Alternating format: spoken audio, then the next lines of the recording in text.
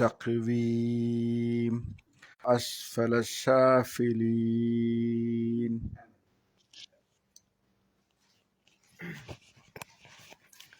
أعوذ بالله من الشيطان الرجيم. بسم الله الرحمن الرحيم.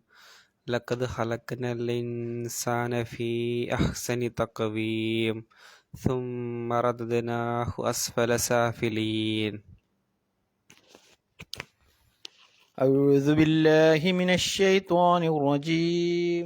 بسم الله الرحمن الرحيم. لقد خلقنا الإنسان في أحسن تقويم ثم رددناه أسفل سافلين.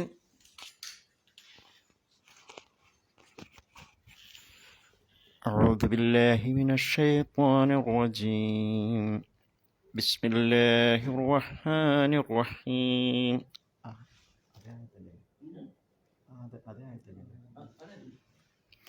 لقد خلقنا الإنسان في أحسن تقويم ثم رددناه أسفل سافلين.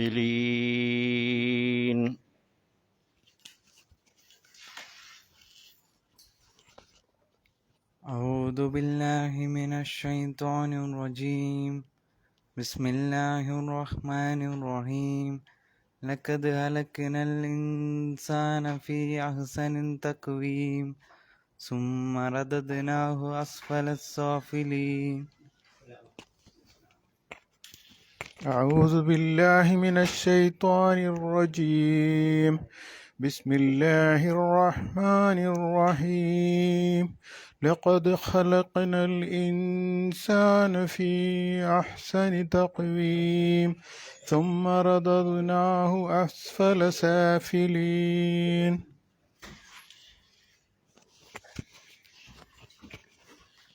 أعوذ بالله من الشيطان الرجيم. لقد خلقنا الإنسان في أحسن تقويم ثم رددناه أسفل سافلين. أعوذ بالله من الشيطان الرجيم. بسم الله الرحمن الرحيم. لقد خلقنا الإنسان في أحسن التقويم ثم رددناه أسفل السافلين.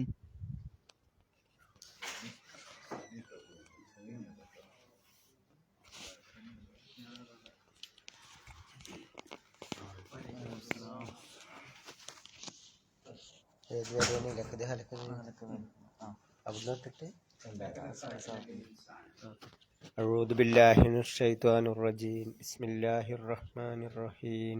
لقد خلقنا الإنسان في أحسن تقويم ثم رددناه أسفل سافلين.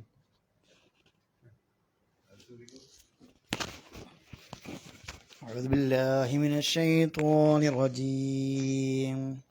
بسم الله الرحمن الرحيم. لقد خلقنا الإنسان في أحسن تقويم ثم رددناه أسفل سافلين.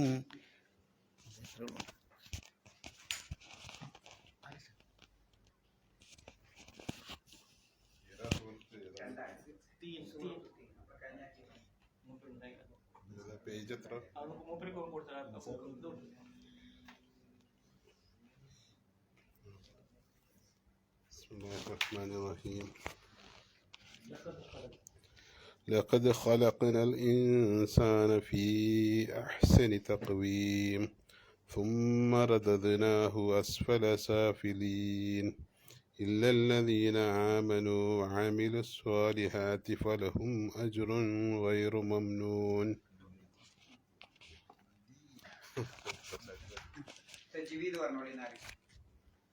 ലഖദ് എന്ത് ചെയ്യണം? ഹുറൂഫുൽ ഖൽഖലയാണ് ഇത്. ഖ പിന്നെ ദാല്, ഖാഫും ദാലും. അപ്പം എങ്ങനെ ഉച്ചരിക്കണം? ലഖദ്. ലഖദ് ഒരല്പം ശിദ്ധത്തോടു കൂടി ഉച്ചരിക്കണം എന്നാ, സാധാരണ രൂപത്തിലല്ല. പിന്നെ ഹ അതിൽ പെട്ടതാണ്.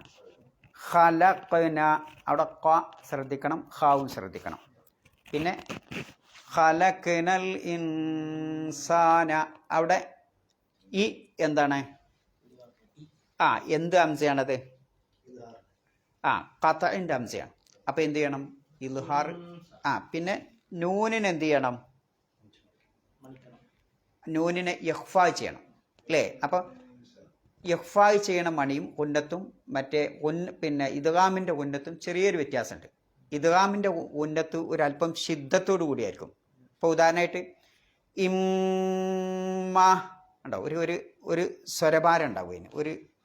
മറ്റേന് എന്തുണ്ടാവില്ല, അങ്ങനെ കട്ടി ഉണ്ടാവില്ല. അതാണ് നമ്മളൊരു ചെരുവ് കൂടെ അങ്ങനെ പോണേക്ക്. അപ്പം എങ്ങനെ ഓതണം?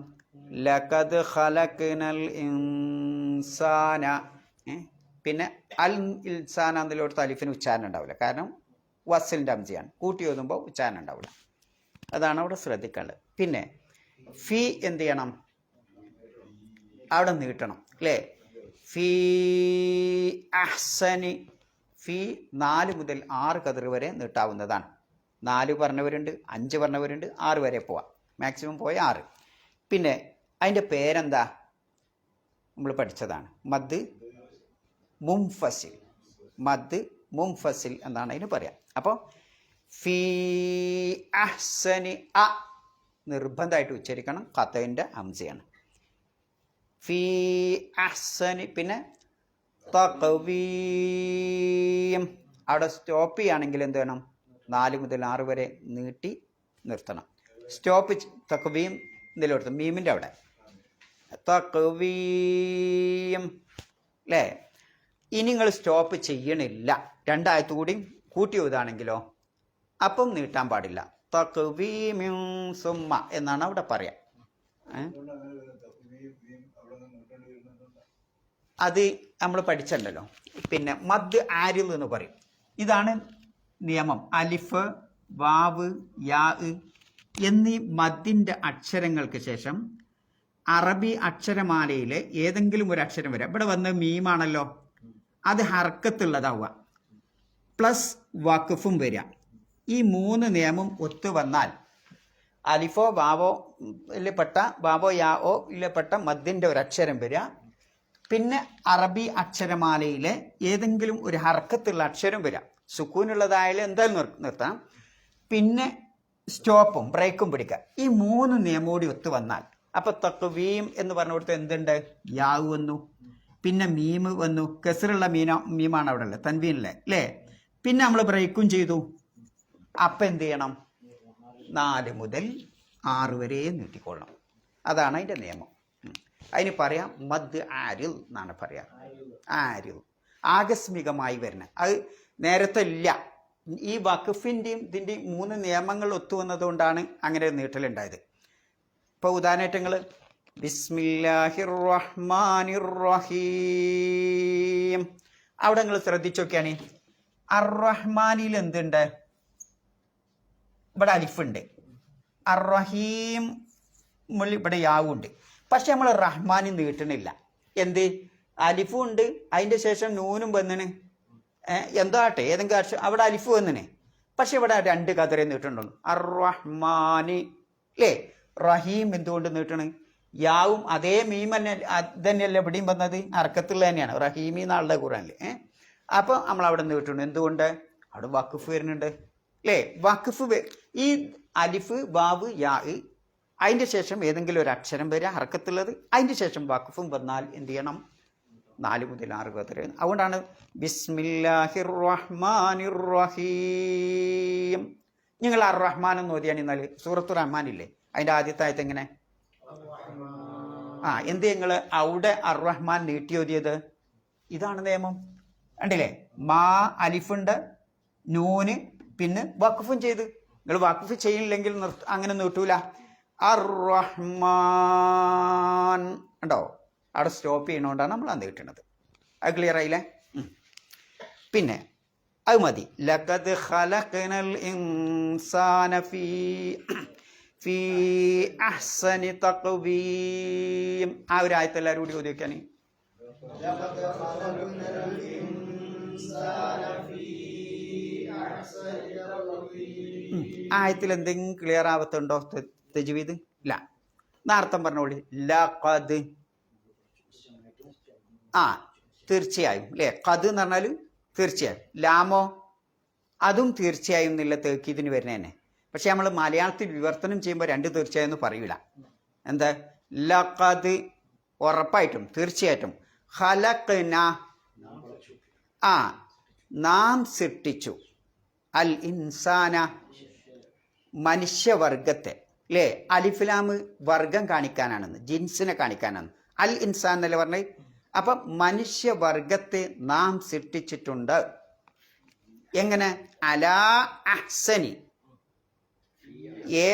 ഫി അഹ്സനി, ഫി അഹ്സനി അല്ല, ഫി അഹ്സനി. എങ്ങനെ?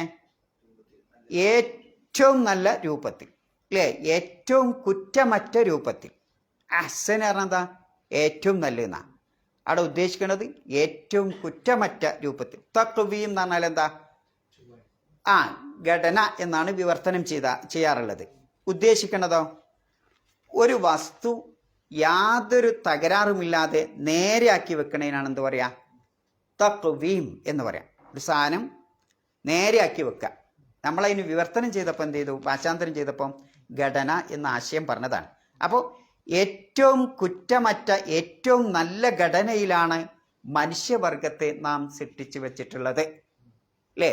ലഖദ് ഖലഖ്നൽ ഇൻസാന ഫീ അഹ്സനി തഖ്വീം. മനുഷ്യവർഗത്തെ ഏറ്റവും കുറ്റമറ്റ അല്ലെങ്കിൽ ഏറ്റവും നല്ല രൂപത്തിലാണ്, ഘടനയിലാണ് നാം സൃഷ്ടിച്ചു വച്ചിട്ടുള്ളത്. എന്തിനാണ് അള്ളാഹു സുബ്ഹാനഹു വ തആല അത്തിപ്പഴത്തെ പറ്റിയും ജെയ്ത്തൂൻ കായെപ്പറ്റിയും അതേപോലെ തന്നെ തൂർ സീന പർവ്വതത്തെപ്പറ്റിയും മക്കയെ സംബന്ധിച്ചും ഒക്കെ സത്യം ചെയ്ത് പറഞ്ഞതിന് ശേഷം ഈ ഒരു ആശയം പറയുന്നത്? എന്തായിരിക്കും? ആലോചിക്കാൻ. ഇതിനുള്ള സ്വഭാവമൊക്കെ മനുഷ്യനും ഉണ്ടാവും. നമ്മൾ കഴിഞ്ഞ ആഴ്ച പറഞ്ഞു, തീൻകായ് അത്തിക്കായ് കെട്ടാൽ എന്താ ഉണ്ടാവുക? ഏറ്റവും ദുർഗന്ധം ഉണ്ടാവും, വലിയ വലിയ രോഗങ്ങളുണ്ടാവും. നന്നായാലോ അത്ര പ്രോട്ടീനും അത്ര ഇതുമില്ല, സ്വാദുമുള്ള ഒരു പഴവർഗ്ഗം ഇല്ലാനും. ആലോചിച്ച് നോക്കി നിങ്ങൾ അല്ലേ? അതുകൊണ്ട് മനുഷ്യൻ്റെയും സ്വഭാവം തന്നെ. അതുകൊണ്ട് പടച്ചോന് അതിൻ്റെ സ്വഭാവം അത്തിക്കായെയും തീനിനെയും ജെയ്ത്തൂനിനെയും ഒക്കെ എടുത്തു പറഞ്ഞതിന് ശേഷം അള്ളാഹു സുബ്ഹാനഹു വ തആല മനുഷ്യനെ പറ്റി ഘടിപ്പിക്കാൻ കാരണതാ ഒരാശയം അതാണ്. ഇനി പറയാം, ലഖദ് ഖലഖ്നൽ ഇൻസാന ഫി അഹ്സനി തഖ്വീം. ഇനി നമുക്ക് ചിന്തിക്കാനുള്ളത്, മനുഷ്യനെ അള്ളാഹു ഏറ്റവും കുറ്റമറ്റ രൂപത്തിൽ ഏറ്റവും നല്ല ഘടനയിലാണ് സൃഷ്ടിച്ചു വെച്ചിട്ടുള്ളത് എന്ന് പറഞ്ഞു. അവിടെ എങ്ങനെയാണ്, എന്തൊക്കെ മനുഷ്യൻ്റെ ഏറ്റവും നല്ല ഘടന എന്ന് പറഞ്ഞതുകൊണ്ട് ഉദ്ദേശിക്കുന്നത്? ആലോചിച്ച് നോക്കുങ്ങള്. എന്തൊക്കെ?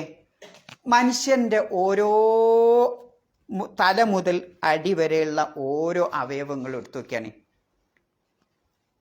ആദ്യം നമ്മൾ കാണുന്ന എന്താ? തല ഭാഗത്ത് നോക്കിയാൽ രോമങ്ങൾ. ഒരു മനുഷ്യൻ്റെ ശരീരത്തിൽ എത്ര ലക്ഷം മുടിയുണ്ട് എന്നാണ് കണക്കാക്കപ്പെടുന്നത്? ഒരു സാധാരണ മനുഷ്യൻ്റെ ശരീരത്തിൽ എത്ര ലക്ഷം മുടിയുണ്ട്? ശാസ്ത്രലോകം പറയുന്നത് 3 ലക്ഷം മുടിയുണ്ടെന്നാണ്. 3 ലക്ഷം. അത് തലയിൽ മാത്രമാവില്ല. 3 ലക്ഷം രോമങ്ങൾ മനുഷ്യന് അല്ലാഹു തആല നൽകിയിട്ടുണ്ട്. ഈ മുടി വളരാൻ എന്ത് വേണം? മനുഷ്യൻ്റെ മുടി വളരണമെങ്കിൽ എന്തൊക്കെ വേണ്ടേ? ആലോചിച്ച് നോക്കിയാണ്. എന്തൊക്കെ വേണ്ടത്? എന്ത് വേണം? സാധാരണ മനുഷ്യൻ്റെ മറ്റ് അവയവങ്ങൾ വളരാൻ എന്തൊക്കെ വേണോ അതൊക്കെ എന്തിനും വേണം? മുടി വളരാനും വേണം എന്നുള്ളതാണ് അല്ലേ? അതിനുള്ള ഭക്ഷണം വേണം, അതിന് രക്തം അങ്ങോട്ടെത്തണം. അതേപോലെ മറ്റ് അവയവങ്ങൾ വളരാൻ എന്തൊക്കെ എല്ലാതും മുടിക്കും വേണം. പക്ഷേ മനുഷ്യൻ്റെ ശരീരത്തിന് എന്തെങ്കിലും പറ്റുമ്പോൾ, അവിടെ കത്തിയോ എന്തെങ്കിലും പറ്റുമ്പോൾ വേദന ഉണ്ടാവും. മുടിയൊന്ന് മുറിച്ചാൽ വേദന ഉണ്ടോ? വേദന എന്ന് പറഞ്ഞാൽ ഫീലിംഗ് ഇല്ല. ഉണ്ടോ? ഇല്ല. അതെങ്ങാനും അള്ളാഹു സുബ്ഹാനഹു വ തആല ഒരു മുടി കട്ട് ചെയ്യണമെങ്കിൽ വേദന ഉണ്ടാവുകയാണെങ്കിൽ എത്ര ഓപ്പറേഷൻ തിയേറ്റർ ഇവിടെ തുറക്കേണ്ടി വരും? ആലോചിച്ച് നോക്കിയാൽ നിങ്ങൾ അല്ലേ? അള്ളാഹു എത്ര കാരുണ്യവാനാണ്. എത്ര കുറ്റമറ്റ രൂപത്തിലാണ് റബ്ബ് തമ്പുരാൻ ആ തലമുടികളെ അല്ലെങ്കിൽ മനുഷ്യന്റെ രോമത്തെ സൃഷ്ടിച്ചു വെച്ചിട്ടുള്ളത്. ഞാൻ അതേ രോമം പറിക്കുകയാണെങ്കിലോ എന്തുണ്ടാവും? വേദന ഉണ്ടാവും. നിങ്ങൾ പിടിച്ച് പറിച്ചു നോക്കിയാണ് വേദന അനുഭവപ്പെടും അല്ലേ? ആ രോമം കട്ട് ചെയ്യുമ്പോൾ, മുടി കട്ട് ചെയ്യുമ്പോൾ വേദന അല്ല, റബ്ബിന്റെ കുതിരത്ത്. ആരാണിത് സൃഷ്ടിച്ചു വെച്ചത്? ആലോചിച്ച് നോക്കി നിങ്ങൾ അല്ലേ? ഇതെങ്ങാനുണ്ടെങ്കിൽ ഓരോ മുടിക്കും നമ്മൾ ഓരോ ദിവസം മുടി കെട്ടാൻ എന്താണ് ഹോസ്പിറ്റലിൽ അഡ്മിറ്റ് ചെയ്യേണ്ടി വരും. റബ്ബിന്റെ അപാരമായ കുതിരത്ത്. ഇനി ആ മുടിയെട് കഴിഞ്ഞാൽ പിന്നെ എന്താ ഉള്ളത്? മനുഷ്യന്റെ തലച്ചോറ് അല്ലേ? ആ തലച്ചോറ് കിടക്കണ ഭാഗം ഒരു തലയോട്ടി. എത്ര ബന്ധവസ്ഥ ആയിട്ടാണ് അള്ളാഹു സുബ്ഹാനഹു വ തആല ആ തലച്ചോറ് അവിടെ നിർമ്മിച്ചു വെച്ചിട്ടുള്ളത്. ആലോചിച്ച് നോക്കി നിങ്ങൾ അല്ലേ?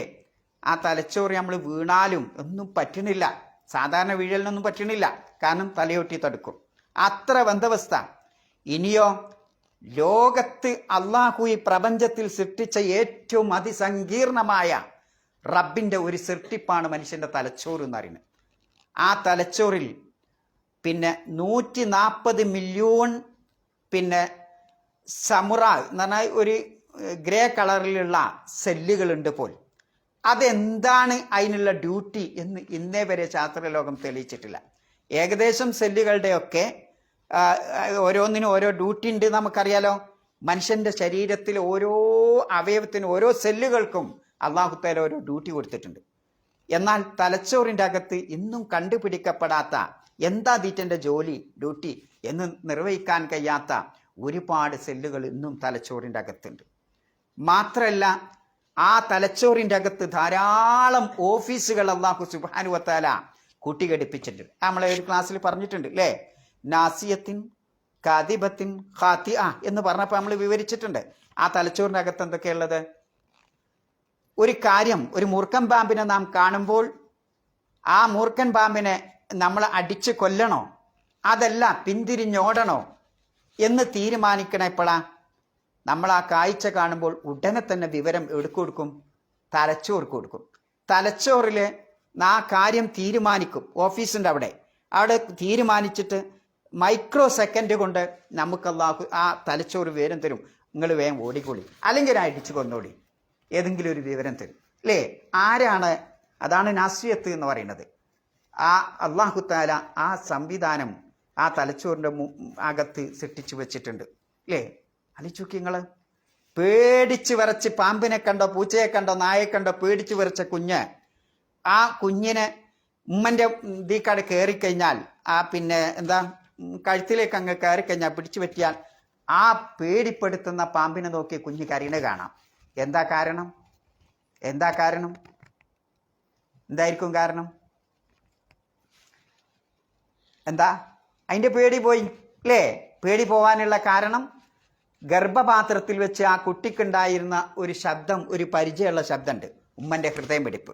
ആ ഉമ്മ മാറിടത്തോട് ഇങ്ങോട്ട് പിടിക്കുമ്പോൾ ആ കുട്ടിയുടെ പേടി പോകുന്നു. അല്ലാഹു സുബ്ഹാനഹു വ തആല നമ്മുടെ തലച്ചോറിൻ്റെ അകത്ത് സൃഷ്ടിച്ചു വെച്ച ഒരുപാട് സംവിധാനങ്ങൾ അല്ലേ? അതേപോലെ ഇനി അതാണ് തലച്ചോറാട് കഴിഞ്ഞാൽ കണ്ണ്, മൂക്ക് അല്ലേ? ആ പിന്നെ വായിലുള്ള നാവ്. എന്താ അപ്പം പിന്നെ വായിലുള്ള നാവിൻ്റെ പ്രത്യേകത എന്താ? നാവെന്താ പ്രത്യേകത? ടേസ്റ്റർ. അതിലൊരു ദ്രാവകം ഉണ്ടല്ലോ ഉമിനീർ എന്ന് പറഞ്ഞിട്ട് അല്ലേ? ആ ഉമിനീരിൻ്റെ പ്രത്യേകത എന്താ? എന്താ? ഒരു ലായനി കണ്ടില്ല നിങ്ങൾ? അതൊരു കൊഴുപ്പാണ്. അത് സാധാ വെള്ളമായിരുന്നെങ്കിൽ ഞാനും നിങ്ങളും നാവിട്ടടിക്കൂല. ഷുഗർ രോഗികളെ പരിശോധിച്ച് നോക്കേണ്ടി. ഓലി ചിലപ്പോൾ ദാഹിക്കണ സമയത്ത് ഓല് സംസാരിച്ചാൽ തിരിയൂല. എന്തേ കാരണം? ഉമിനീര് പറ്റിപ്പോകും. അപ്പം ആ ഉമിനീരിൽ നിന്നുള്ള ലായനി അള്ളാഹു യഥേഷ്ടം ഇങ്ങനെ തന്നത് കൊണ്ടാണ് നമുക്ക് രുചി അറിയാനും അതോടൊപ്പം ആ രുചി അറിയുന്നതിനപ്പുറം ആ നാവ് കൊണ്ടൊരക്ഷരം സംസാരിക്കാനും നമുക്ക് സാധിക്കുന്നത്. ആലോചിച്ച് നോക്കൂ, ലഖദ് ഖലഖനൽ ഇൻസാന ഫീ അഹ്സനി തഖ്വീം. അള്ളാഹ് എത്ര കുറ്റമറ്റ രൂപത്തിലാണ് അല്ലാഹു സുബ്ഹാനഹു വ തആല ഓരോ അവയവവും സൃഷ്ടിച്ചു. ഇതൊക്കെ നിങ്ങൾക്ക് ഓരോരോ ഇൻറ്റു തരിക പഠിക്കാൻ വേണ്ടിയിട്ട്. ആക്കെ ഇങ്ങനെ പഠിച്ചു പോകുമ്പോൾ നിങ്ങൾ അള്ളാഹിനെ ഇങ്ങനെ നേർക്കട് കാണും. ആ രൂപത്തിലാണ് അല്ലേ? ആ ലായനെങ്ങാനും ഇല്ലെങ്കിൽ നിങ്ങൾ കണ്ടില്ലേ, ഉമ്മമാരൊക്കെ മാവ് വയ്ക്കുമ്പം അല്പം എണ്ണ ഉപയോഗിക്കും. എന്തിനാണത്? ആ എണ്ണ അല്ലെങ്കിൽ അവിടെ ഒട്ടിപ്പിടിക്കും, ആ മാവ് അവിടെ ഒട്ടിപ്പിടിക്കും. അപ്പം ആ എണ്ണ എന്ന ലായനിയാണ് അതിനെ അങ്ങോട്ടും ഇങ്ങോട്ടും ഉരുട്ടാൻ സാധിക്കുന്നത്. ഇതേപോലെ നമ്മുടെ നാവിൻ തുമ്പത്തുള്ള ആ പിന്നെ ഉമിനീരില്ലെങ്കിൽ നാവ് നമുക്ക് അവിടെ കിടക്കും, അത് എണീക്കൂല, പൊന്തിക്കാൻ കഴിയൂല. അങ്ങനെയുള്ളൊരു രോഗമുണ്ട്, അതിനെന്തോ പേര് എനിക്കറിയില്ല, ശാസ്ത്രം പഠിക്കുമ്പോൾ നിങ്ങൾക്ക് അറിയാം അല്ലേ? ആ രോഗമുണ്ട്, നാവ് പൊന്തിക്കാൻ കഴിയില്ല, അവർക്ക് സംസാരിക്കാനൊന്നും കഴിയില്ല. ആലോചിച്ച് നോക്കി നിങ്ങൾ, നമ്മുടെയൊക്കെ എത്ര ഭാഗ്യവാന്മാർ.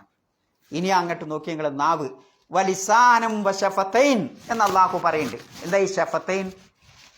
2 ചുണ്ട്. എന്തിനാ ഒരു ചുണ്ട് പോലെ? 2 ചുണ്ട് എന്തിനാന്ന്? 2 ചുണ്ടില്ലെങ്കിൽ സംസാരിക്കാൻ കഴിയില്ല. നിങ്ങൾ ഈ ചെറിയ ഈ സാധനല്ലേ, ഇതില്ലെങ്കിൽ നിങ്ങളൊന്ന് സംസാരിച്ച് നോക്കി, അല്ലെങ്കിൽ ഇതൊന്ന് പിടിച്ചിട്ടായിട്ട് സംസാരിച്ച് നോക്കി, സംസാരം വരില്ല, വ്യക്തമാവില്ല, എന്താവും പറയണമെന്ന് പറയും. അങ്ങനത്തെ ചില ആളുകളെ കണ്ടില്ല നിങ്ങൾ? അപ്പം നിങ്ങൾ ഓരോ അവയവും എത്ര ഫിറ്റായിട്ടാണ് റബ്ബ് തമ്പുരാൻ സൃഷ്ടിച്ചു വെച്ചിട്ടുള്ളത് എന്നതാണ് അത് നമ്മെ പഠിപ്പിക്കുന്നത്. ഇനി അവിടുന്ന് ഇങ്ങനെയായിട്ട് പോരാ, നമ്മളിപ്പോൾ എന്താ പഠിക്കുന്നത്? ലഖദ് ഖലഖനൽ ഇൻസാന ഫീ അഹ്സനി തഖ്വീം. ഇനി അവിടുന്ന് ഇങ്ങനെയായിട്ട് പോരാ. ആ നാവൊക്കെ കഴിഞ്ഞ് കണ്ണിൻ്റെ ഭാഗം, നമ്മൾ ചിലപ്പോൾ കുവൈത്തിൽ അതിശക്തമായ തണുപ്പുണ്ടാവൂലേ?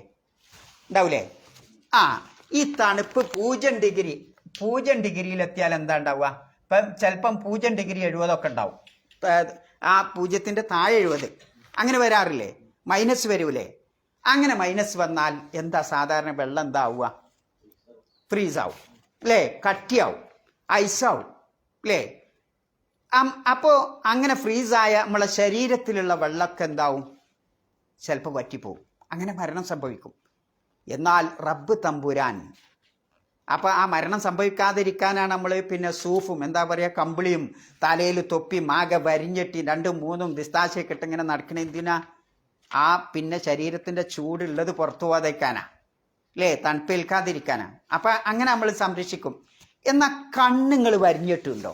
കയ്യിന് നിങ്ങൾ ഇതിടും, ഉറടും, കയ്യിനും കാലും മറ്റേ ഇന്നറിടും, മറ്റു ഭാഗങ്ങളൊക്കെ ഇങ്ങനെ ഒരുപാട് വസ്ത്രം കമ്പിളിയൊക്കെ ഉപയോഗിച്ച് നിങ്ങൾ പൊതിയും. പക്ഷെ കണ്ണുങ്ങൾ പൊതിയുണ്ടോ? ആ കണ്ണിൻ്റെ അകത്തൊരു ദ്രാവകല്ലേ, മാ ഉൽ ഐൻ എന്ന് പറയും. കണ്ണിൻ്റെ അകത്തൊരു ദ്രാവകമുണ്ട്. ആ ദ്രാവകം ഇത് 0 പോയിന്റിലെത്തുമ്പോൾ, ആ ചൂട് 0 പോയിന്റിലെത്തുമ്പോൾ എന്ന് പറഞ്ഞാൽ അതിശക്തമായ തണുപ്പാകുമ്പോൾ അതെന്താവണില്ല? കണ്ണിലെ ദ്രാവകം എന്താവണില്ല? ഐസാവുന്നില്ല. അഥവാ ഐസായാൽ എന്തുണ്ടാവും? ഭൂമിയുടെ ചില പ്രദേശത്തെത്തുമ്പോൾ എന്താണ്, വടക്ക് ഭാഗത്തുള്ള ആ പ്രദേശത്ത് എത്തുമ്പോൾ പിന്നെ എന്താ ഉള്ളത്? അവിടെ ജീവിക്കാൻ കഴിയില്ല. എന്തുകൊണ്ടാ? അതിശക്തമായ തണുപ്പ്. ചിലപ്പോൾ കണ്ണ് കുറേ കഴിയുമ്പോൾ കണ്ണ് കാണൂല, കണ്ണിന് കാഴ്ച ഉണ്ടാവില്ല. കാരണം എന്താ? ഈ കണ്ണിൻ്റെ ദ്രാവകം പോണതാ. കണ്ണിൻ്റെ അകത്തൊരു ദ്രാവകമുണ്ട്. റഹ്മാനായ റബ്ബ് ഏത് ചൂടിലും ഏത് തണുപ്പ്, അതിശക്തമായ ചൂടുണ്ടാകുമ്പോൾ ആ കണ്ണിലെ ദ്രാവകത്തിന്, ആ കണ്ണിനെ സംരക്ഷിക്കാൻ വേണ്ടി അതിന് പാകമായ തണുപ്പ് അല്ലാഹു കൊടുക്കുന്നു അല്ലേ? അതിശക്തമായ തണുപ്പ് വരുമ്പോൾ ആ കണ്ണിൽ മറ്റതൊക്കെ പിന്നെ ഫ്രീസായാലും കണ്ണിലെ ആ ദ്രാവകം ഫ്രീസാകുന്നില്ല. അള്ളാഹു അതിനെ സംരക്ഷിച്ചു നിർത്തുന്നു. ആരാണിത് ഈ ഒരു ഇത് സൃഷ്ടിച്ചു വെച്ചത്? കണ്ണിൻ്റെ അകത്ത് ഈ വെള്ളം കാണുമില്ല എന്നെങ്കിൽ, ആ കണ്ണിലെ ദ്രാവകമില്ല എന്നെങ്കിൽ കണ്ണ് നഷ്ടപ്പെടുന്നതല്ല, കാഴ്ച ഉണ്ടാവില്ല, നഷ്ടപ്പെടുകയും ചെയ്യും. ആലോചിച്ച് നോക്കി നിങ്ങൾ, റഹ്മാനായ റബ്ബ് ലഖദ് ഖലഖനൽ ഇൻസാന ഫീ അഹ്സനി തഖ്വീം. എത്ര കുറ്റമറ്റ രൂപത്തിലാണ് മനുഷ്യ അള്ളാഹു നിന്നെ സൃഷ്ടിച്ചു വെച്ചിട്ടുള്ളത് അല്ലേ? ഒരുപാട് ചിന്തിക്കാനല്ല. ഇനി കണ്ണിനെ പറ്റി നിങ്ങളൊന്ന് പഠിച്ചു നോക്കേണ്ടി, നിങ്ങളെ മക്കൾക്കൊക്കെ അറിയാം അല്ലേ? ശാസ്ത്രം പഠിച്ച മക്കളോടൊക്കെ ഒന്ന് ചോദിച്ചു നോക്കാം. കണ്ണിനെ പറ്റിയൊക്കെ അങ്ങ് പഠിച്ചാൽ ഒരു മനുഷ്യൻ്റെ ആയുഷ്കാലം മുഴുവൻ പഠിച്ചാലും എത്തും പിടിയും കിട്ടാത്തൊരു ലോകത്തേക്ക് ആ കണ്ണൊക്കെ മനുഷ്യനെ കൊണ്ടുപോവുക അല്ലേ? അത്ര അപാരമായ അറിവുകളുടെ കൂമ്പാരമാണ് മനുഷ്യൻ്റെ ഓരോ അവയവത്തിലും അള്ളാഹു സുബ്ഹാനഹു വ തആല നിക്ഷേപിച്ച് വെച്ചിട്ടുള്ളത്. ആലോചിച്ച് നിങ്ങൾ അല്ലേ? ഏറ്റവും വില പിടിച്ച, ലോകത്തെ ഏറ്റവും വില പിടിച്ച ഒരു ക്യാമറ, ആ ക്യാമറയേക്കാൾ വലുതാണേത്? മനുഷ്യൻ്റെ കണ്ണ്. ഇങ്ങനെ ഓരോ കാര്യങ്ങൾ ആലോചിച്ച് നോക്കുമ്പോൾ അതൊക്കെ നമുക്കൊരുപാട് ചിന്തിക്കാനുള്ളതാണ്. പിന്നെ വേറെന്താ കണ്ണല്ലാതെ? അത് കഴിഞ്ഞാൽ പിന്നെന്താ ഉള്ളത്? ഏതെങ്കിലും ഒന്നോട് പറഞ്ഞോടി, അതിനിങ്ങനോട് കിട്ടും. ആ മൂക്ക് അല്ലേ? ഈ മണക്കണ യന്ത്രം. ആലോചിച്ച് നോക്കൂ, എന്തിനാ പടച്ചോന് പിന്നെ ആ ഒരു മൂക്ക് നമുക്ക് നൽകിയത്? അതിൻ്റെ ഉള്ളിലൊരു ദ്രാവകം, അതിൻ്റെ ഉള്ളിൽ കുറേ രോമം. എന്താ ഇപ്പം കയ്യിൻ്റെ ഉള്ളനടിയിൽ അള്ളാഹു രോമം തരാതെ മൂക്കിൻ്റെ ഉള്ളിൽ എന്തിനാ രോമം തന്നത്? നിങ്ങളെപ്പോഴും ചിന്തിച്ചിട്ടുണ്ടോ? എന്തിനാ? അള്ളാഹു നമുക്ക് തന്ന ഏറ്റവും വലിയൊരു പ്രൊട്ടക്ഷനാണ് അല്ലേ? ഒരു കാവൽ നായ നമ്മെ രക്ഷിക്കും പോലെ ഏതെങ്കിലും ഒരു പൊടിപടലം മൂക്കിൻ്റെ അകത്തേക്ക് കയറിയാൽ ആ കാവൽ നായ കുരച്ച് അതിനെ ആട്ടിയോടിക്കുന്നത് പോലെ നമ്മുടെ ശരീരത്തെ കാത്തിരക്ഷിക്കാൻ ആ രോമങ്ങൾ അവിടെ പിന്നെ കാവൽ നായയായി അവിടെ നിൽക്കുന്നു. ആലോചിച്ചു നിങ്ങൾ അല്ലേ? ഒരു സാധനം ഒന്നോട് പോയാൽ നമ്മൾ എച്ചൻ എന്നറിയും, ഉടനെ പേടിച്ച് പോവും അല്ലേ? ആ ശബ്ദം മതി, ആ കാറ്റ് മതി, അതിലോട്ട് പോവും അത്. ആലോചിച്ചു എത്ര ലഖദ് ഖലഖനൽ ഇൻസാന ഫീ അഹ്സനി തഖ്വീം അല്ലേ? ഇനിയോ ഇങ്ങനെ അങ്ങോട്ട് തുടങ്ങി എത്ര ചെറിയ ചെറിയ നിസാരം എന്ന് വിചാരിക്കണ ആ കാര്യങ്ങളെ പറ്റിയൊക്കെ നമ്മൾ ചിന്തിച്ചാൽ എന്താണ്, പിന്നെ ഒരു എത്തും പിടിയും കിട്ടാത്ത അത്ര വലിയ പിന്നെ ലോകമാണ് നമ്മുടെ ഓരോ അവയവവും. ഇനി നിങ്ങൾ ആലോചിച്ചൊക്കെ പിന്നെ മൂക്ക്, കണ്ണ്, അതങ്ങോട്ട് കഴിഞ്ഞ് നമ്മുടെ ഹൃദയം എന്താ? മനുഷ്യൻ്റെ പിന്നെ ഹൃദയം എന്ന് പറയുന്നത് അള്ളാഹു സൃഷ്ടിച്ചു വച്ചിട്ടുള്ള ഏറ്റവും അത്ഭുതം നിറഞ്ഞ മഹാത്ഭുതം നിറഞ്ഞ അള്ളാഹുവിൻ്റെ ഒരു സൃഷ്ടിയാണ് മനുഷ്യൻ്റെ ഹൃദയം എന്ന് പറയുന്നത് അല്ലേ? ആ ഹൃദയത്തിൻ്റെ ജോലി എന്താ? എന്തൊക്കെ എന്താ ഹൃദയം വർക്ക് ചെയ്യണത്? ബ്ലഡ് പമ്പ് ചെയ്യും. ഈ ബ്ലഡ് പമ്പ് ചെയ്യുമ്പം വെറും ബ്ലഡ് മാത്രമാണോ പോണേ? ബ്ലഡ് മാത്രമല്ല, ആ ബ്ലഡിലൂടെ മനുഷ്യൻ്റെ എല്ലാ സെല്ലുകൾക്കും വളരാനുള്ള അതിനുള്ള പിന്നെ അന്നപാനീയങ്ങൾ അതിലൂടെ എത്തിക്കുന്നുണ്ട്. വെറും ബ്ലഡ് മാത്രമല്ല, ആലോചിക്കൂ, ഒക്കെ ഹൃദയത്തിൻ്റെ പണിയാണ് അല്ലേ? അപ്പം ആ രക്തം, ആ പിന്നെ രക്തക്കുയൽ, അതൊക്കെ ഒരുപാട് ലഖദ് ഖലഖനൽ ഇൻസാന ഫീ അഹ്സനി തഖ്വീം. പിന്നെ നിങ്ങൾ പഠിക്കേണ്ടത് ആ മനുഷ്യൻ്റെ ആ രക്തക്കുയലുകളുടെ നീളം എത്രയോ ശാസ്ത്രലോകം പറയുന്നുണ്ട് 150 കിലോമീറ്റർ. എവിടെ എത്തുപ്പതില്ലേ? ആലോചിച്ച് നോക്കൂ. അത്രയും ചെറിയ ചെറിയ സുഷിരങ്ങൾ, ചെറിയ ചെറിയ അറബി പറയും മഹ്റൂത്ത്, അതൊക്കെ അത്രയും വലിയ നീണ്ടു കിടക്കുന്ന ഞാടിഞ്ഞരമ്പുകളും രക്തക്കുയലുകളും ഒക്കെ അള്ളാഹു സുബ്ഹാനഹു വ തആല നമുക്ക് നൽകി. ഇനി ഒന്നുകൂടി നിങ്ങൾ താഴോട്ട് ഇറങ്ങി നോക്കി. എപ്പോഴാണ് ഒരു കുഞ്ഞിൻ്റെ ഹൃദയം മിടിക്കാൻ തുടങ്ങണത്? ഉമ്മയുടെ ഗർഭപാത്രത്തിൽ എത്ര മാസമാകുമ്പോഴാണ്? ഡോക്ടർ പിന്നെ ഒരു ഗർഭിണിയെ ഡോക്ടറെ അടുത്ത് വരുമ്പം ആദ്യം ഡോക്ടർ പരിശോധിക്കണം എന്താ? 1 മാസം കഴിഞ്ഞ് 2 മാസമായ ആദ്യം ഡോക്ടർ പരിശോധിക്കുക എങ്ങനെ? എന്താ? മിടിപ്പുണ്ടോ അല്ലേ? ആ മിടിപ്പുണ്ടെങ്കിൽ ആ രക്തക്കട്ട അവിടെ നിന്നിട്ട് കാര്യമുള്ളൂ. അപ്പം ഒരു കുഞ്ഞിൻ്റെ 2-ാം മാസം മുതൽ ഗർഭിണിയായി ആ ഗർഭത്തെ ശിശുവിൻ്റെ 2-ാം മാസം മുതൽ എന്തു ചെയ്യും? ഹൃദയം പിടിക്കാൻ തുടങ്ങുന്നു. ആ ഹൃദയമിടിപ്പ് എൻ്റെയും നിങ്ങളുടെയും ഒക്കെ ഈ സമയം വരെ അതിങ്ങനെ മിടിച്ചു കൊണ്ടിരിക്കണം. ആലോചിച്ച് നോക്ക് നിങ്ങൾ, എന്നെങ്കിലും നിന്നു പോയിട്ടുണ്ടോ ആ ഹൃദയം പിടിപ്പ്? അഥവാ നിന്നു പോയാലോ ഞാൻ നിങ്ങളും ഇവിടെ ഇരിക്കുമോ? ഇല്ല. ആലോചിച്ച് നോക്കൂ. എന്നാൽ ആ ഹൃദയം പിടിക്കണത്ത് അതിൻ്റെ ഡ്യൂട്ടിയിൽ എന്തെങ്കിലും ഒരു അശ്രദ്ധ വരുന്നുണ്ടോ? ഇല്ല. എപ്പോഴെങ്കിലും അതിനൊരു മറവി വരുന്നുണ്ടോ? ഇല്ല. എപ്പോഴെങ്കിലും പിന്നെ എന്താ പറയുക, ഒരു താൽക്കാലികമായി നിൽക്കണ്ടല്ലോ, ഒരു മയക്കം, ഉറക്കം അങ്ങനെയൊക്കെ പറയാനല്ലേ, അല്ലെങ്കിൽ ക്ഷീണം, ഇതൊന്നും ആ ഹൃദയത്തിന് അതിന് മിടിക്കാൻ എപ്പോഴും ഇതുവരെ ക്ഷീണം വന്നിട്ടില്ല. ആലോചിച്ച് നോക്കൂ അല്ലേ? അപ്പോൾ ഒരു വിശ്രമമില്ലാതെ ആ ഉറക്കത്തിലും ചാട്ടത്തിലും ഓട്ടത്തിലും ജോലിയിലും വർക്കിലും നമ്മൾ വെറുതെ ഇരിക്കുമ്പോഴും അല്ലാത്തപ്പോഴും ഒക്കെ ആ ഹൃദയം വിശ്രമമില്ലാതെ വർക്ക് ചെയ്യണം അല്ലേ? അതിനെ നമ്മൾ പിന്നെ ഒന്ന് അവലോകനം ചെയ്യണ്ടോ? വർക്ക് ചെയ്യണ്ടോ എന്ന് ആരും പോയി നോക്കണോ? ആവശ്യമില്ല അല്ലേ? ഒരു മുതിരേണ്ട ആവശ്യമില്ല.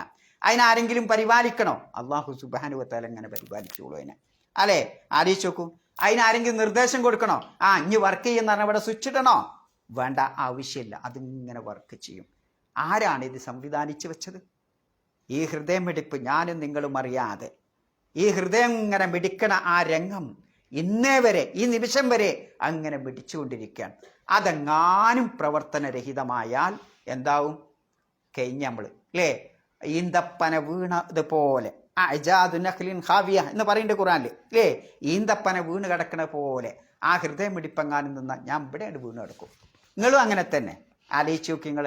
അള്ളാഹുവിൻ്റെ മഹാത്ഭുതമാണ് ഹൃദയം എന്ന ആ അവയവത്തിൻ്റെ ആ സെർട്ടിപ്പ് അല്ലേ, ആലോചിച്ച് നോക്കൂ നിങ്ങൾ. എന്നാൽ മനുഷ്യൻ ഈ ഹൃദയത്തെ അള്ളാഹു വളരെ പ്രൊട്ടക്ഷനോട് കൂടിയാണ് മനുഷ്യ ശരീരത്തിൽ ആ ഹൃദയം സംവിധാനിച്ചു വെച്ചത്. മനുഷ്യൻ ഇതിനെ കൊണ്ടുപോയി കേടുവരുത്തും. എങ്ങനെ കേടുവരുത്തുന്നത്? അഹങ്കരിക്കണ മനുഷ്യൻ, അഹങ്കാരിയായ മനുഷ്യൻ, അവൻ ആദ്യം തകരാണ്ട ഹൃദയത്തിനാണ്. അവനാണ് ആ ഹൃദയത്തെ പീഡിപ്പിക്കുന്നത്, അല്ല ആണോ? അല്ല, മനുഷ്യന്റെ ഹൃദയത്തെ പീഡിപ്പിക്കണ എങ്ങനെ? അവൻ അഹങ്കാരിയാവുമ്പോഴാണ്. പിന്നെ പക കാരണം ആ ഹൃദയം ഹീറ്റാവും, അല്ലാതെ ഒന്നും അത് ഹീറ്റാവില്ല. ഹൃദയം ഹീറ്റാവണമെങ്കിൽ മനുഷ്യന്റെ അങ്ങേയറ്റത്തെ ക്രോധം, പക, വിദ്വേഷം, ഇത് ആ ഹൃദയത്തെ ഹീറ്റാക്കും. ചിലപ്പോൾ അങ്ങനെ ഹൃദ്രോഗിയാവും അല്ലേ. ആലോചിച്ച് നോക്കുങ്ങൾ. ഇങ്ങനെ മനുഷ്യജീവന്റെ അടിത്തറയാണ് മനുഷ്യന്റെ ഹൃദയം എന്ന് പറയുന്നത്. മനുഷ്യൻ എന്ന മഹാലോകത്തെ വെളിച്ചം വീശുന്ന ഒരു സാധനമാണ്, ഒരു സൂര്യനാണ് ഏത്? ആ ഹൃദയം എന്ന് പറയുന്നത് അല്ലേ. അപ്പം ആലോചിച്ച് നോക്കൂ, നമ്മുടെ ഏതവസ്ഥയിലും കിടക്കുമ്പോഴും അല്ലാത്തപ്പോഴും ഒക്കെയും നമ്മൾ ഏത് വർക്കിൽ ഏർപ്പെടുകയാണെങ്കിലും ആ ഹൃദയം ഇങ്ങനെ വർക്ക് ചെയ്ത് അയിമലാണ് നമ്മൾ അവലംബം. ആ ഹൃദയം വർക്കില്ലെങ്കിൽ ഒരു ജോലി നമുക്ക് ചെയ്യാൻ പറ്റില്ല. ആ ഹൃദയം വർക്കില്ലെങ്കിൽ ഒരു സ്ഥലത്തുനിന്ന് മറ്റൊരു സ്ഥലത്തേക്ക് നമുക്ക് നീങ്ങാൻ സാധിക്കില്ല. അതുകൊണ്ട് നമ്മുടെ എല്ലാ ശക്തിയുടെയും ഉറവിടം എന്ന് പറയുന്നത് മനുഷ്യന്റെ ഹൃദയമാണ്, ഖൽബാണ്. ആലോചിച്ച് നോക്കുങ്ങൾ അല്ലേ. അപ്പം അത് വളരെ ശ്രദ്ധിക്കേണ്ടത് നമ്മളെ ചലനത്തിൻ്റെയൊക്കെ ഇത് അതാണ്. പിന്നെ അള്ളാഹ് സൃഷ്ടിച്ചു വെച്ചിട്ടുള്ള ഏറ്റവും സൂപ്പറായ ഒരു എഞ്ചിനാണ് ഇത് ഹൃദയം എന്ന് പറയുന്നത് എന്നുള്ളതാണ്. അപ്പോൾ ഇങ്ങനെ ഓരോ കാര്യത്തെപ്പറ്റിയും ഇങ്ങനെ പഠിക്കുമ്പം ലഖദ് ഖലഖനൽ ഇൻസാന ഫീ അഹ്സനി തഖ്വീം എന്നത് നമുക്ക് ശരിക്കും ഇങ്ങോട്ട് മനസ്സിലാകും എന്നുള്ളതാണ് അല്ലേ. ഇനിയോ അതിലപ്പുറം പിന്നെ ഒരു സെക്കൻഡിൽ ഹൃദയം എത്ര മിടിക്കേണ്ടെന്ന് നമ്മൾ പഠിച്ചേ? എത്രയും 80 അല്ലേ? മാക്സിമം 80 ഒക്കെ പോകും അല്ലേ, 50 72 അങ്ങനെയൊക്കെ അല്ലേ.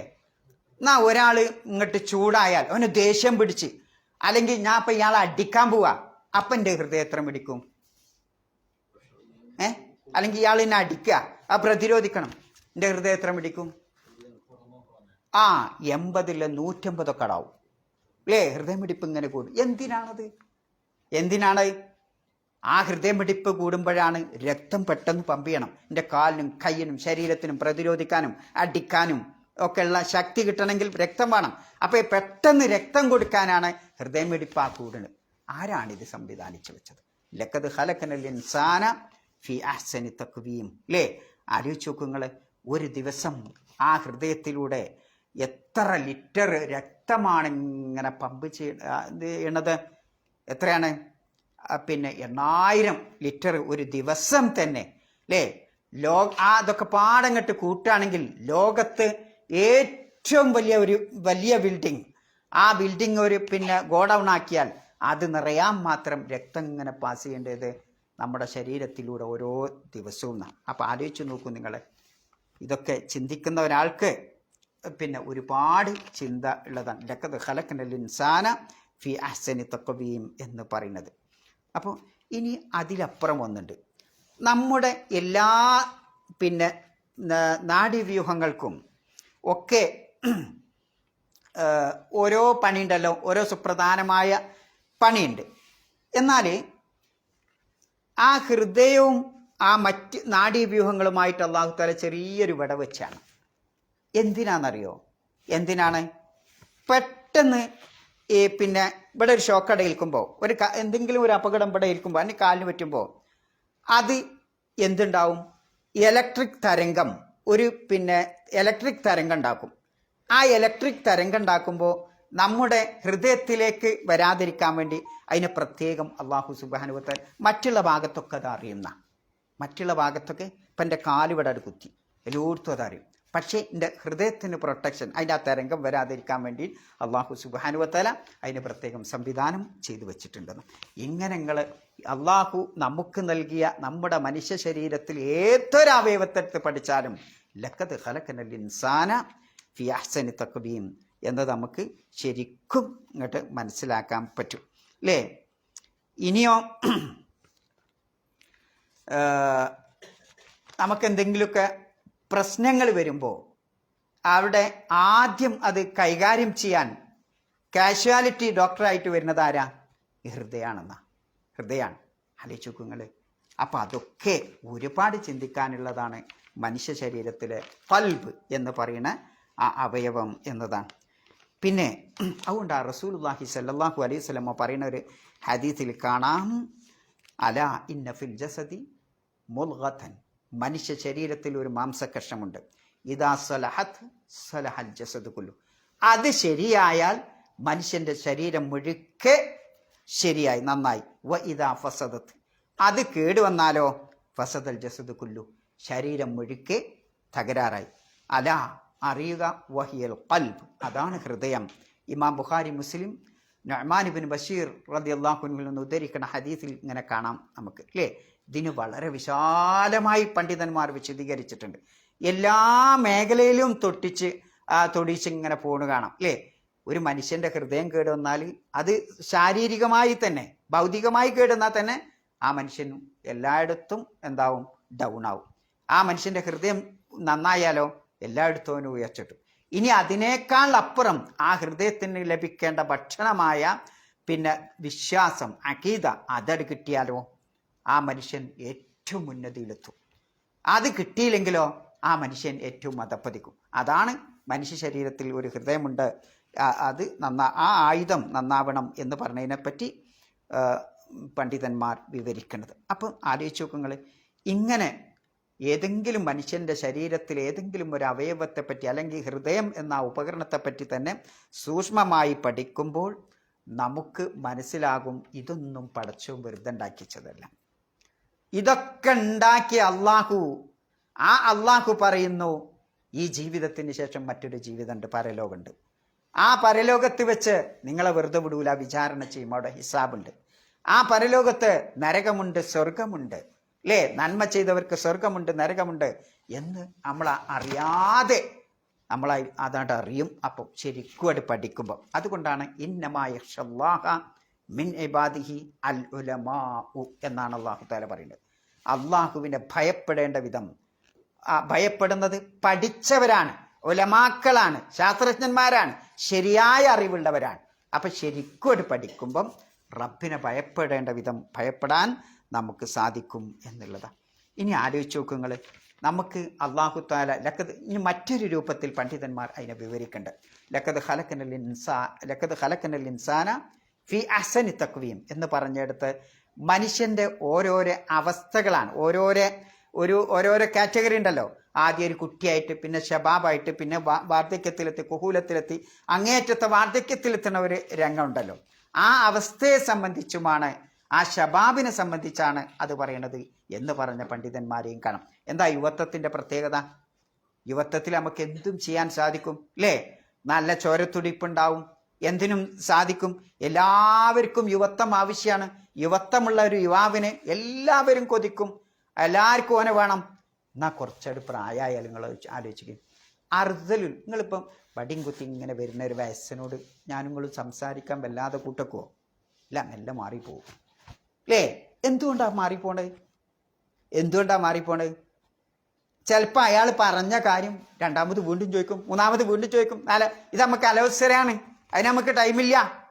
ആലോചിച്ച് നോക്കും നിങ്ങൾ, ഇതൊക്കെ എനിക്കും ഇങ്ങൾക്കും വരാനുള്ള അവസ്ഥയെ അല്ലേ.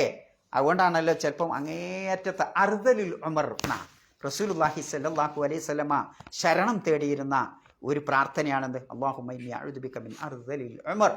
അള്ളാഹുവെ, അങ്ങേയറ്റത്തെ വാർദ്ധക്യത്തിൽ നിന്ന് ഒന്നിനും ചെയ്യാൻ സാധിക്കാത്ത, പറഞ്ഞാൽ സംസാരിച്ചാൽ മനസ്സിലാവാൻ സാധിക്കാത്ത അല്ലേ, കിടന്നോർത്തന്നെ പിന്നെ മൂത്രമൊഴിക്കുകയും അതേപോലെ കാഷ്ടിക്കുകയും ചെയ്യുന്ന അങ്ങേയറ്റത്തെ മറ്റുള്ളവർക്കൊരു ബുദ്ധിമുട്ടായി കാണുന്ന ആ ഒരു പിന്നെ പ്രായാധിക്യത്തിൽ നിന്ന്, അവശനായ ആ പ്രായാധിക്യത്തിൽ നിന്ന് പടച്ചവനെ ഞാൻ നിന്നോട് രക്ഷ തേടുന്നു എന്ന് പ്രവാചകൻ സല്ലല്ലാഹു അലൈഹി വസല്ലമ രക്ഷ തേടാറുണ്ടായിരുന്നു അല്ലേ. അപ്പം ആ ഒരു പ്രായം വരുമ്പോൾ ഇന്നിപ്പോൾ നിങ്ങൾക്കൊക്കെ എന്നെ വേണം അല്ലേ, എല്ലാവർക്കും വേണം. കാരണം എന്താ? യുവത്വം ഉണ്ടാകുമ്പോൾ. ഈ യുവത്വം അങ്ങോട്ട് നഷ്ടപ്പെട്ടാൽ ആലോചിക്കുക, ആ മനുഷ്യനെ അള്ളാഹു കൊണ്ടുപോയിട്ട് എന്താവും? അധമന്മാരിൽ ഏറ്റവും അധമനാക്കും, അല്ലേ? പതിതരിൽ ഏറ്റവും വലിയ പതിതനാക്കും. ആലോചിച്ച് നോക്കൂ നിങ്ങൾ. അപ്പം അതൊക്കെ ലഖദ് ഖലഖ്നൽ ഇൻസാന ഫി അഹ്സനി തഖ്വീം എന്ന് പറഞ്ഞ ആശയത്തിൽപ്പെട്ടതാണ് എന്നുള്ളതാണ്. അപ്പോൾ വിശുദ്ധ ഖുർആനിൻ്റെ ഒരു മുഅ്ജിസത്താണിത്. എന്താ അവിടെ മുഅ്ജിസത്തുള്ളത്? അള്ളാഹുവിൻ്റെ കൽപ്പനയല്ല നമ്മൾ ആദ്യം സ്വീകരിക്കേണ്ടത്. ആദ്യം നമ്മൾ എന്ത് ചെയ്യണം? ഒരു ഓർഡർ വന്നാൽ, നിങ്ങളിപ്പം ജോലി ചെയ്യുന്ന ഡ്യൂട്ടിയിൽ നിങ്ങൾക്ക് കമ്പനിയിൽ നിന്ന് ഓഫീസിൽ നിന്ന് ഒരു ഓർഡർ വന്നാൽ നിങ്ങൾ എന്താ നോക്കുക? ആ ഓർഡറിൽ എന്ത് പറയുന്നതെന്നാ നോക്കുക. ആദ്യം ബുദ്ധിയുള്ളത് നോക്കുക. എവിടുന്ന ഈ ഓർഡർ? ജനറൽ മാനേജറാണോ, അതിൻ്റെ താഴെയുള്ള വേറെങ്കിലാണോ, അല്ലെങ്കിൽ എൻ്റെ നേരെ ഡയറക്റ്റ് മുദീറാണോ എന്ന് നമ്മൾ നോക്കും. ജനറൽ മാനേജറാണ് അല്ലെങ്കിൽ ചെയർമാനാണെന്ന് പറയുമ്പോൾ അതിനൊരു വില ഉണ്ടാവും, അല്ലേ? ആദ്യം നമ്മൾ നോക്കുക, ആരാ ഇത് കൽപ്പിച്ചത്, ഈ ഓർഡർ പുറപ്പെടുവിച്ചത്. ഇതേ പ്രകാരം ആദ്യം മനുഷ്യനെ പറ്റി പഠിക്കുമ്പോൾ ആരാത് പറഞ്ഞത്, ആ കൽപ്പന ആരാണ് ഈ കൽപ്പിക്കണത്, ആ അള്ളാഹുവിനെ പറ്റി നമ്മൾ പഠിക്കണം. അപ്പോഴേ ആ കൽപ്പനയുടെ ഗൗരവം നമുക്ക് മനസ്സിലാക്കാൻ പറ്റും. അപ്പോൾ അള്ളാഹുവിനെ പറ്റി മനസ്സിലാക്കുമ്പോഴാണ് അള്ളാഹു വിശുദ്ധ ഖുർആനിൽ ലഖദ് ഖലഖനൽ ഇൻസാന ഫീ അഹ്സനി തഖ്വീം എന്ന് പറയുമ്പോൾ അതിൻ്റെ ഗൗരവം, അതിൻ്റെ അന്തസത്ത ശരിക്കും നമുക്ക് ഉൾക്കൊള്ളാനും അങ്ങനെ അള്ളാഹുവിലേക്ക് എത്താനും നമുക്ക് സാധിക്കുള്ളൂ. അങ്ങനെ ചിന്തിച്ചുകൊണ്ട് അള്ളാഹുവിലേക്ക് എത്തുമ്പോൾ ആ മനുഷ്യൻ ഉന്നതന്മാരിൽ ഏറ്റവും ഉന്നതനാവും. കഴിഞ്ഞ ക്ലാസ്സിൽ ഞാൻ പറഞ്ഞു, എന്താ? മലക്കുകളെക്കാൾ ഉയരാൻ ആർക്ക് സാധിക്കും? മനുഷ്യന് സാധിക്കും, അല്ലേ? അതപ്പതിച്ചാലോ ജന്തുക്കളെക്കാൾ, നാക്കാലികളെക്കാൾ അതപ്പതിക്കാനും ആർക്ക് സാധിക്കും? മനുഷ്യന് സാധിക്കും. എന്തുകൊണ്ടാണ് സാധിക്കുന്നത്? മനുഷ്യൻ അള്ളാഹു തആല സൃഷ്ടിച്ചപ്പോൾ 2 പ്രത്യേക അവയവം നൽകിയിട്ടുണ്ട്. 2 കാര്യങ്ങളെ കൊണ്ടാണ് കൂട്ടിക്കടിപ്പിച്ചത്. ഒന്നേതാ? മനുഷ്യന്റെ ബുദ്ധി, രണ്ടാമത്തത് ശഹ്വത്ത്. മലക്കുകൾ ഉണ്ടാക്കിയപ്പോൾ അള്ളാഹു എന്താ ചെയ്തത്? ബുദ്ധി മാത്രമേ കൊടുത്തുള്ളൂ. അതുകൊണ്ട് ഓരോരുത്തന്ന് തെറ്റുകളൊന്നും വരൂല. ജന്തുജാലങ്ങളോ നാക്കാലികൾക്കോ അള്ളാഹു തആല കൊടുത്തെന്താ? ഇച്ഛ, ശഹ്വത്ത്, ദേഹേച്ഛ മാത്രമേ കൊടുത്തുള്ളൂ. അതുകൊണ്ടാണ് ഏത് വഴിക്ക് നടന്നു പോകുന്ന ആ